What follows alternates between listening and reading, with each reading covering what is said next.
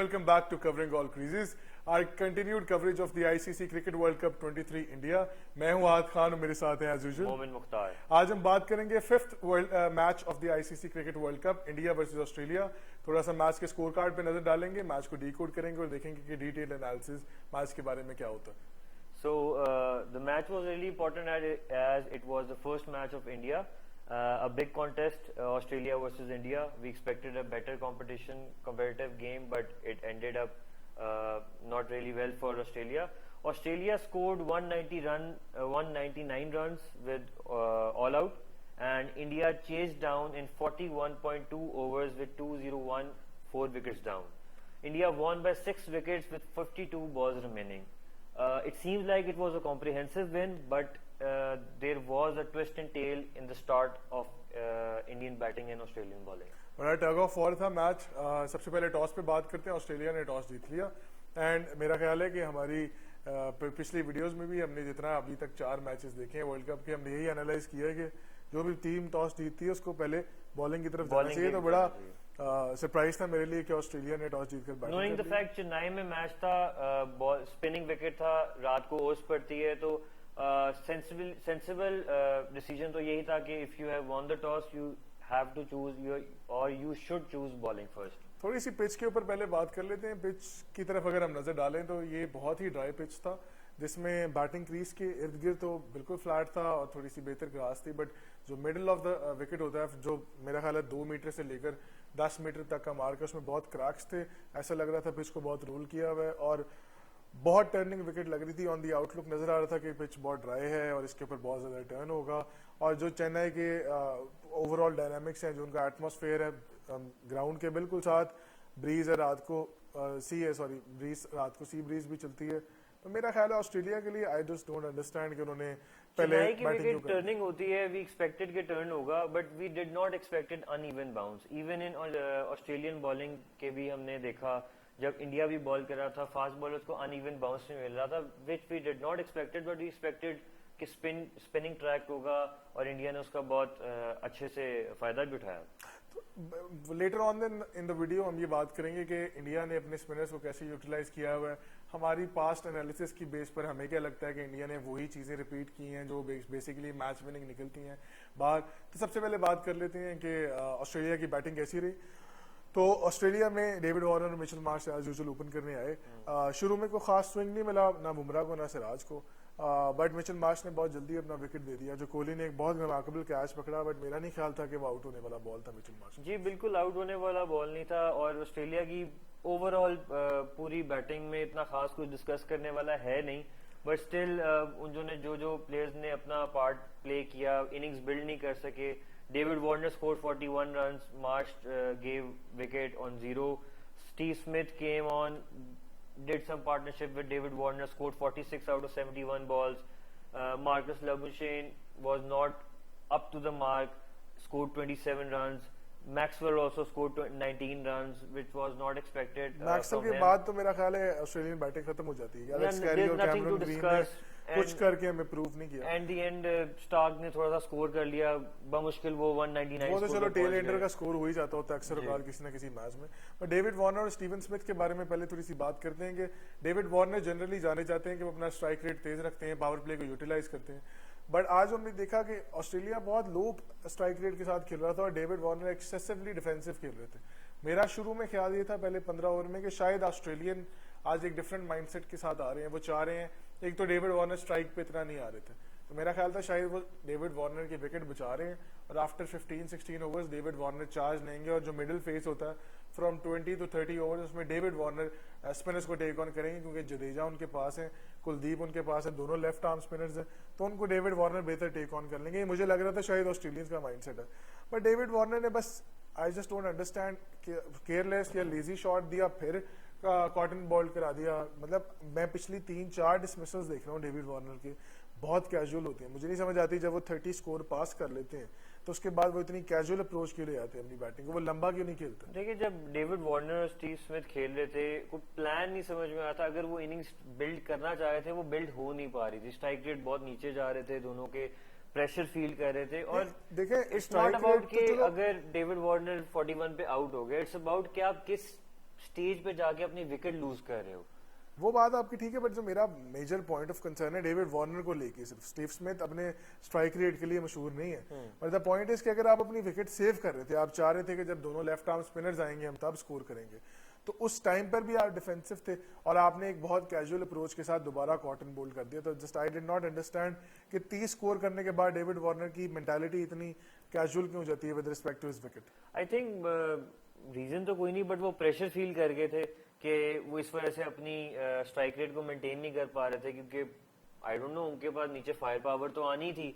वो अगर strike rate तेज करते, कुछ अटैकिंग इंडियन अटैक करते इंडियन बॉलर्स शायद को, इंडियन बॉलर्स भी अपनी शायद लाइन एडजस्ट वो करते। लाइन एडजस्ट करनी पड़ती, थोड़ा सा उनको भी प्लान शिफ्ट करना पड़ता इंडियन बॉलर्स को। रोहित शर्मा को प्लान शिफ्ट करना पड़ता कि अच्छा अब हम क्या करें इनको, इनकी पार्टनरशिप तोड़ने के लिए, बट वो नहीं हुआ। इनिंग्स बिल्ड ही नहीं हो सकी किसी भी पॉइंट पे। उसके बाद स्टीवन स्मिथ, मेरा ख्याल उनको बॉल बहुत अच्छा गिरा था, वो उस बॉल को डिफेंड करने के आगे, क्योंकि बहुत एक अच्छी लाइन में जडेजा बॉल कर रहे थे। उससे पहले 2 बॉल जो थे वो जडेजा ने थोड़ी तेज किए और उसके बाद एक बॉल उन्होंने ढीला छोड़ा, वो बॉल ज्यादा टर्न हुआ, ज्यादा बाउंस भी हुआ और स्टीवन स्मिथ को विकेट मिल गया। अब इसी के साथ थोड़ी सी मैं बात को इंडियन बॉलिंग की तरफ लेकर जाता हूँ कि हम पिछले 3 एपिसोड से ये बात कर रहे हैं कि स्पिनर ज्यादा इफेक्टिव तब है जब वो हवा में छोड़ के बॉल कर रहा है, जब उनकी पेस नीचे जा रही है, थोड़ा सा लूप करा रहे हैं बॉल को, तो बॉल तेज टर्न भी कर रहा है, बाउंस भी कर रहा है। यही मैंने आज जडेजा को करते देखा है कि उन्होंने जो बॉल ढीले छोड़े उस पर उन्होंने विकेट्स लिए हैं। तेज बॉल पर ना बॉल इतना टर्न हो रहा था ना इतना बाउंस कर रहा था। तो सिमिलर बात जो है वो हमने पिछले मैचेस में भी देखी है, चाहे वो अहमदाबाद की विकेट हो, चाहे वो हैदराबाद की विकेट हो, चाहे कल वो धर्मशाला की विकेट हो, बस जितना स्पिनर लूज बॉल कर रहा है उतना बॉल ज्यादा टर्न कर रहा है। जी बिल्कुल, जडेजा का हाई आर्म एक्शन है और उस स्पिनिंग ट्रैक था, उसने उसका भरपूर फायदा उठाया और he took I think so 3 wickets and 3 important wickets for India. Jadeja is known for his 28 runs भी दिए 10 ओवरों में, 2 मेडन ओवर कराए, 2.8 की economy. So he really took the advantage of the pitch and the conditions and he adapted to the atmosphere really well. ये भी देख लें कि उन्होंने 38 डॉट बॉल्स कराए हैं अपने 60 बॉल्स के 10 ओवरों के अंदर, तो कि बहुत रिमार्केबल बात है। द पॉइंट सिर्फ ये है कि Indian bowling, specially Indian fast bowler थे जसप्रीत बुमराह और मोहम्मद सिराज, वो आज इतने ज्यादा इफेक्टिव नहीं थे क्योंकि पिच ऐसी थी, कंडीशंस ऐसी थी, ना बॉल सीम हो रहा था ना एक्स्ट्रा बाउंस कर रहा था। नया बॉल ऑफ कोर्स थोड़ा सा था, बट यही जहां पर ही मुझे लगता है, जिस तरह हार्दिक पांड्या ने 2 ओवर पहले में 20 रन दिए, मुझे लगता है जो बात हम पहले दिन से कर रहे हैं कि इंडियन कंडीशंस में कोई भी बैटिंग टीम है उसको पहले 10 ओवरों में फास्ट बॉलर्स पर चार्ज लेना है, क्योंकि वही टाइम है स्कोर करने का, उसके बाद पिच स्लो हो जाती है। आज ऑस्ट्रेलिया अनयूजुअली, जो वो हमेशा करते हैं, आज उन्होंने नहीं किया। I don't know, match pressure था, एक डिफरेंट तरीके से खेलना चाह रहे थे, क्या करना चाह रहे थे। आई थिंक सो पहले 10 ओवर और 15 ओवर की जो हम बात कर रहे हैं उसमें अटैकिंग का मतलब है कि you have to keep the run board moving, like 5 above 5 run rate आप इकोनॉमी कैरी कर सको, या लेकिन ये इस तरह की चीज तो आप एक्सपेक्ट करेंगे कि पाकिस्तान सब कॉन्टिनेंट टीम से, ऑस्ट्रेलिया इंग्लैंड से आप ये नहीं एक्सपेक्ट करते। उनसे आप एक्सपेक्ट करते हैं कि वो 8-9 पर ओवर पहले 10 में जाएं अगर बॉल इतना मूव नहीं कर रहा तो।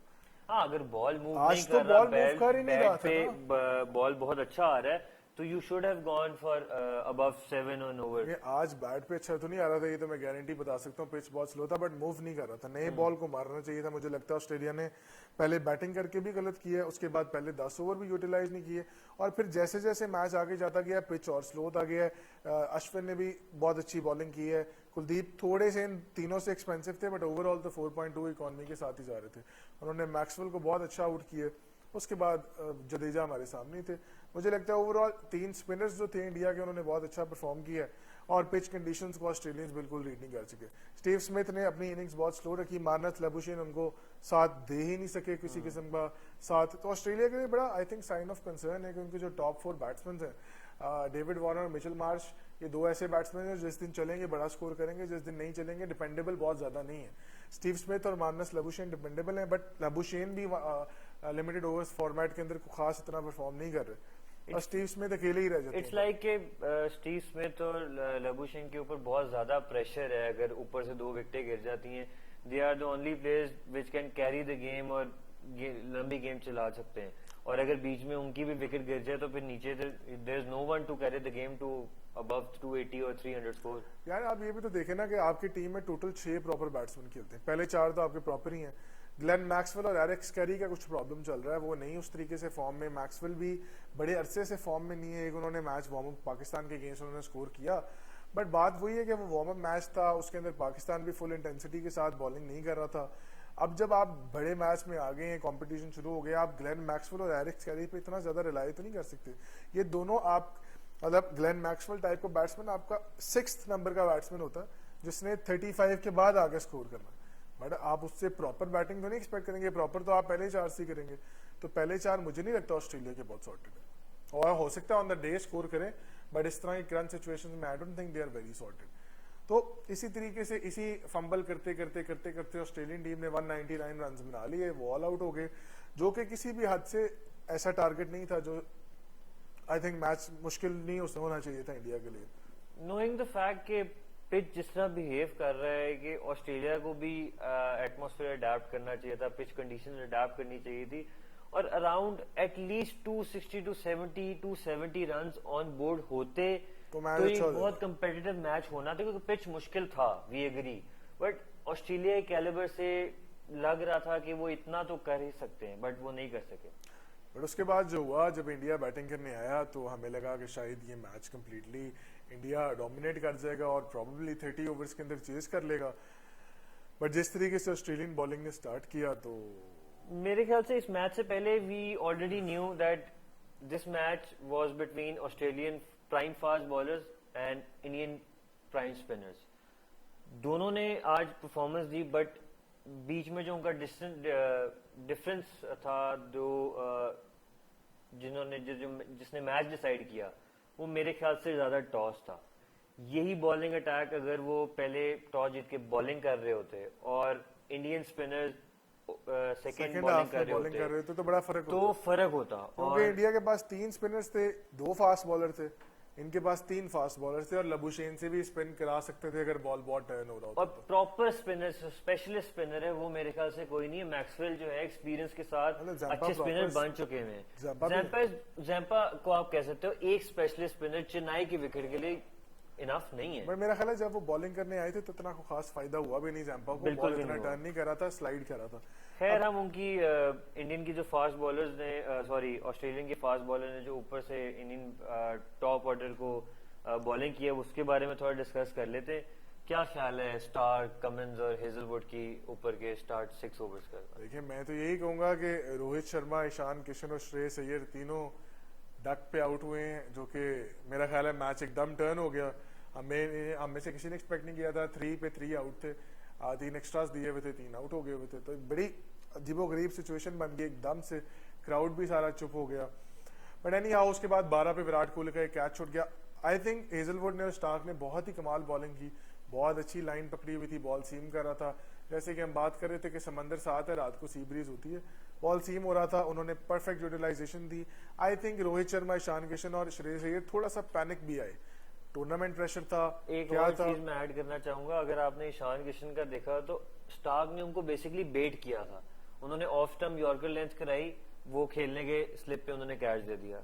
और हेजलवुड के लिए ये सिचुएशन, ये एटमॉस्फेयर, ये कंडीशन बहुत फेवरेबल थी। और मेरे ख्याल से रोहित शर्मा थोड़ा सा लेजी भी है उस बॉल को खेलने, थोड़ा सा बॉल अंदर आया बट थोड़ा सा लेजी है। होता है ना कि आप बिल्कुल नए नए क्रीज पे आते हो तो आपके फीट अभी मूव नहीं कर रहे होते, और वो जिस तरह उस दिन इफ्तिखार आउट हुए हम बात कर रहे थे। But I think Rohit Sharma ने, ईशान किशन ने और श्रेयस अय्यर ने मैच का प्रेशर लिया, बहुत ज्यादा क्राउड का प्रेशर लिया, जो कि इंडियन टीम के साथ ये प्रॉब्लम रही है कि वो बड़े टूर्नामेंट में प्रेशर लेकर परफॉर्म नहीं कर पाते। बट एनी हाउ जिस बंदे को इस प्रेशर से या परफॉर्मेंस से कोई फर्क नहीं पड़ता वो विराट कोहली। उनका 12 पे कैच ड्रॉप हुआ, जो कि मेरा ख्याल है ऑस्ट्रेलियन के लिए बड़ा अनफॉर्चुनेट हो गया था। एलेक्स कैरी का भाग के आ रहे थे, इधर से मिचेल मार्श भाग रहे थे, मार्श ने लास्ट मोमेंट पे डिस्ट्रैक्ट हो गए एलेक्स कैरी की वजह से और वो कैच ड्रॉप हो गया। अगर वो कैच हो जाता तो शायद मैच की आउटकम कुछ और होती। But any how Virat Kohli ने और केएल राहुल ने, मोस्ट इंपॉर्टेंटली विराट कोहली ने ये दिखाया कि वो चेज मास्टर क्यों है डिफिकल्ट कंडीशंस। मैं इसमें चेज मास्टर का नहीं कहूंगा, बट उसने जो सबसे अच्छी चीज की, जिसपे वो सबसे ज्यादा फेमस है और एक अच्छे बैट्समैन माने जाते हैं, उन्होंने कंडीशंस को अडेप्ट किया। इसीलिए तो उनको चेज मास्टर कहते हैं। चेज मास्टर मैं इसलिए नहीं अभी कहूंगा कि 200 का टारगेट था, कुछ 300 टारगेट लगा होता तो वो अच्छा 2013 से करी जा रहे कंटिन्यूस कह सकते हैं। बट उन्होंने कंडीशंस को बहुत अच्छा अडेप्ट किया था। वो सिंगल डबल्स ले रहे थे, बॉल उनकी बीट भी हुई थी, वो जस्ट नया बॉल सी ऑफ करना चाह रहे थे, उसके बाद उनको पता था इट वाज इजी टारगेट। मुझे पता है, और केएल राहुल भी आए थे, उन्होंने केएल राहुल ने प्रेस कॉन्फ्रेंस में भी, जब उन्होंने मैच सेरेमनी हुई है, आफ्टर मैच सेरेमनी, उसमें भी कहा था कि कोहली ने मुझे यही कहा था कि थोड़ा सा टेस्ट मैच क्रिकेट खेलो, जरा स्टार्ट स्लो लो। तो यही बात थी, आपने बॉल पुराना करना था, जब बॉल पुराना होना था फिर जो बॉल है वो बैट पे बॉल अच्छा आना था, और वही हुआ। लेकिन देखो ना, इसके अंदर फैक्टर ये भी है कि 200 रन आपने चेज करने हैं, या आपने Exactly. 300 करने होते, तो फिर स्कोरबोर्ड का प्रेशर भी होता, फिर आप ये कर भी नहीं सकते थे जो कोहली और केएल राहुल ने आज किया। तो आई थिंक जो ज्यादा फॉल्ट है वो ऑस्ट्रेलियंस की तरफ है, टॉस में भी, बैटिंग में भी। When it comes to Indians, Virat Kohli ने अपनी नर्व बहुत ज्यादा होल्ड की है, केएल राहुल ने बहुत अच्छे तरीके से परफॉर्म किया, बट द पॉइंट इज कि उनके ऊपर स्कोर बोर्ड प्रेशर कोई नहीं था। उनको पता था हमारे बाद हार्दिक पांड्या फिर जडेजा भी बैटिंग करते हैं, अभी 3 बैट्समैन हैं बाद में, तो they were trying to make sure कि बस वो चलाते रहे। जब 50-60 रन रह गए थे तो वो तो हार्दिक पांड्या और जडेजा भी आगे कर सकते थे। तो आई थिंक ऑस्ट्रेलियंस की वजह से था, विराट कोहली ने wonderful performance the, he does it all over again and again and again. उनका एक कैच भी ड्रॉप हुआ, एक बॉल उनको सर में भी लगा स्टार का, but he was performing very well. बहरहाल आउट वो वैसे ही हुए जैसे उस दिन बाबर आजम आउट हुए थे, शॉर्ट मिड विकेट पर, same shot But he gave his best, और 85 रन उन्होंने अपनी तरफ से कर he लिए, played तो wonderfully। आप केएल वो कुछ राहुल कह नहीं सकते। केएल राहुल ने बाद में जो है वो 2 छक्के मारे मेरा ख्याल है, और एक चौका मारा बाद में, he was playing very nice. And जब कोहली आउट हुए तो उन्होंने कहा बस मैच खत्म करके घर जाए। सेरेमनी में भी ये कहा था, I was trying to aim 100 but next time. It's okay, but I think कि इंडियंस ने बहुत अच्छी बैटिंग की है। ऑस्ट्रेलियन बॉलिंग को आप कुछ नहीं कह सकते, उनके फास्ट बॉलर्स ने आपको ऊपर से विकेट्स निकाल के दी। पैट कमिंस ने भी अच्छी बॉलिंग की है, बट ओवरऑल प्रॉब्लम था ड्यू का और कंडीशंस का। ऑस्ट्रेलियंस ने इन कंडीशंस को सही तरीके से समझा नहीं, उनके ऊपर एग्जीक्यूशन प्रॉपरली नहीं की। मेरा ख्याल है data speaks for itself, data starts किसी वजह से होते जी बिल्कुल, दे नीड वो टू रिव्यू के ऑस्ट्रेलियन माइंडसेट से आए हैं कि जैसा मर्जी विकेट है हम पहले बैटिंग करेंगे। आई डोंट थिंक, और पैट कमिंस ने बाद में ये कहा भी कि we don't regret, we had no regrets, but उन्होंने साथ ये भी कहा है we need to review all these decisions and how we have to settle in. तो लेट्स सी कि ऑस्ट्रेलिया अब अगले वर्ल्ड कप के मैचेस में किस तरह इसको लेके चलता है। आई थिंक ऑस्ट्रेलिया को ये रियलाइज करना पड़ेगा कि उनका जो वे ऑफ प्लेइंग क्रिकेट है वो उस डिसरिस्पेक्ट नहीं कर सकते कंडीशंस को, क्योंकि ये जो पिच था जिस तरह का था। और थोड़ी सी मैं जाते जाते बात करूंगा इंडियन क्राउड पे, आज ऑलमोस्ट हाउसफुल था, 33,000 ऑड फैंस थे, और जिस तरीके से समंदर ऑफ ब्लू था वो बड़ा एक्साइटिंग था देखने के लिए। आई think that's the beauty of cricket, जिस तरीके से स्टेडियम्स में लाइट शोज भी हो रहे हैं। I think that's a very good atmosphere to play cricket. Definitely, because when India was 3 down for 4 runs, the crowd was chanting India, India, India, knowing the fact they supported their team at their lows, which gave Kohli and KL Rahul a boost that we had to carry, because these people are praying and chanting for us. I think wonderful performance by India, by Indian ground as well. Overall, and I a good think a lot performance. of questions for Australians to take out from this match. तो news from the centre ये है कि India ने match बड़े convincingly जीत ली है। All तो थोड़ा सा मैच में पहले 5 ओवर्स में 6 ओवर्स में थोड़ा सा अप्स एंड डाउन थे, but India manage their own, and Virat Kohli and KL Rahul did very well. Yes. अब मेरा ख्याल है इंडियन कैंपेन शुरू हो गई है, ऑन द राइज हुई है, फ्रंट फुट पे आ गए हैं, वो अपना मैच भी जीत A गए win हैं। is always good for आपकी motivation. कॉन्फिडेंस की बिलीव बहुत अच्छी है। अगले कुछ मैचेस में शुभमन गिल भी वापस आ जाएंगे, तो I think India has got all of their strengths and weaknesses A good day for India. Yeah, a good day and a day not to forget for Australia. Not They to have to forget. go back and study where they're losing themselves. तो अब कल match है New Zealand Netherlands का, और फिर परसों बड़ा match है पाकिस्तान और श्रीलंका का। आपके साथ हम कंटिन्यू रखेंगे अपने क्रिकेट के एनालिसिस, और इस वर्ल्ड कप के टेन्योर के बीच में मेरा ख्याल है there would be a lot of videos and a lot of discussions that we would be having, both of us and more people that we would ask to come on our platform, so that we can have more detailed discussion on these cricket world cup 2023। तब तक के लिए हमारी तरफ से अल्लाह हाफिज। Allah Hafiz.